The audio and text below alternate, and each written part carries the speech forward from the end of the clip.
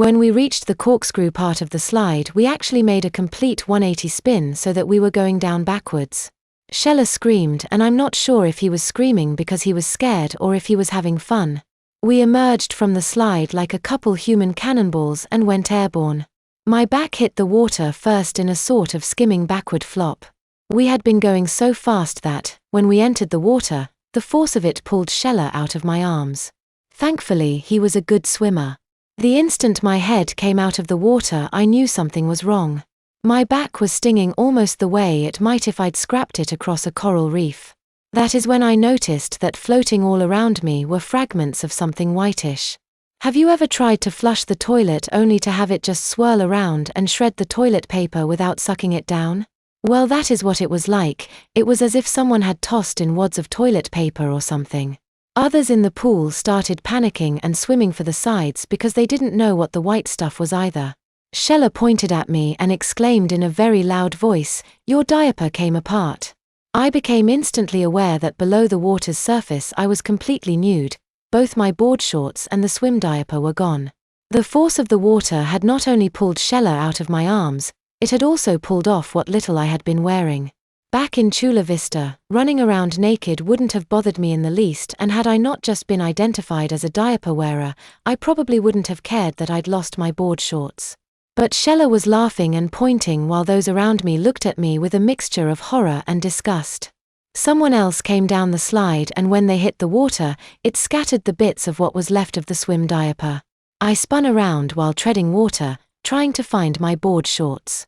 That's when yet another girl came out of the slide and nearly collided with me. Unfortunately, it had caught me by surprises. The splash the girl made threw water over my head and I gasped in a lungful of water.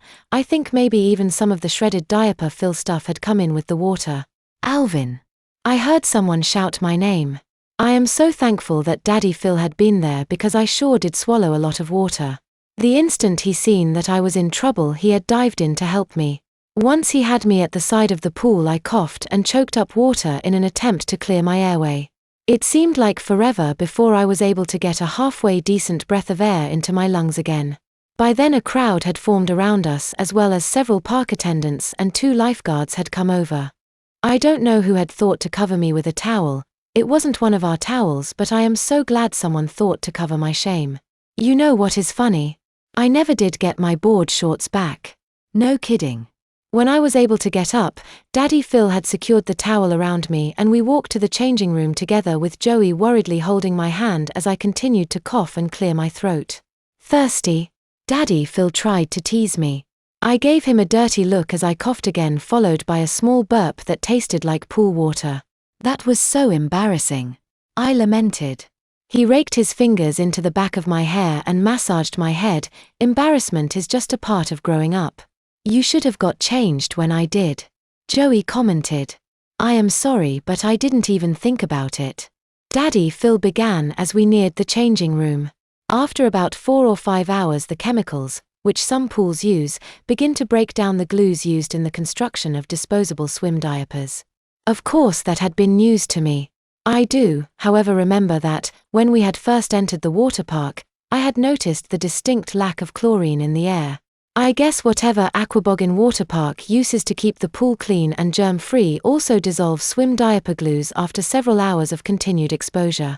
I would think that the makers of swim diapers would be aware of this flaw in their design and come up with a solution for countering such potentially horrifyingly embarrassing situations for their customers. Or at the very least, put some kind of warning on the package. Then again, I have never in my life looked closely at the packing for swim diapers. For all I know, there is just such a warning present. I will have to make it a point to check this out. While Joey and I headed for the center of the changing room to shower off, Daddy Phil leaned my board against the far wall and then went to retrieve our clothes and things. As soon as we finished washing, we both wrapped towels around ourselves and went over to sit by my board while we waited for Daddy Phil, who seemed to be taking an awfully long time. "You feeling better?" Joey asked me. "Yeah. I just forgot for a minute that I wasn't a fish," I joked while trying not to remember how embarrassing it was to have everyone looking at me and knowing that it had been my swim diaper that had disintegrated in the pool. Joey made a weird sort of face, then asked, "Didn't you say you have a friend named that?" "Named what?" I asked. Fish, Joey said while making a fish face. Wow, Joey's mind sure works fast. I hadn't even picked up on that. You know, I just had a disturbing thought. I wonder if they had to close the pool after my swim diaper fell apart, until they got the gunk cleaned up. Yeah, I bet that would make me a real popular guy if I were ever to return to the park. I can just hear them now. Hey look, there goes the diaper boy who ruined our fun. Joey and I were sitting, minding our own business and talking about the sandcastle we and many other kids had made. Then two boys came and stomped it all. Joey said. His upper lip curled up like a snarling dog as he said it too. I felt a twinge of irritation at hearing that. Really? I replied. Sure, it was only a sandcastle and I know they are supposed to be a temporary thing, but even still, I hate jerks that stomp on sandcastles just for the fun of it. My good friend Gary back in Chula Vista felt the same way and would chase off anyone he seen doing that sort of thing. Speaking of Gary, I hadn't talked to him on the phone or wrote to him since before my dad passed away. I tried calling but hadn't got through. While sitting there on the heated concrete bench, I decided that when we got home, I was going to try calling again.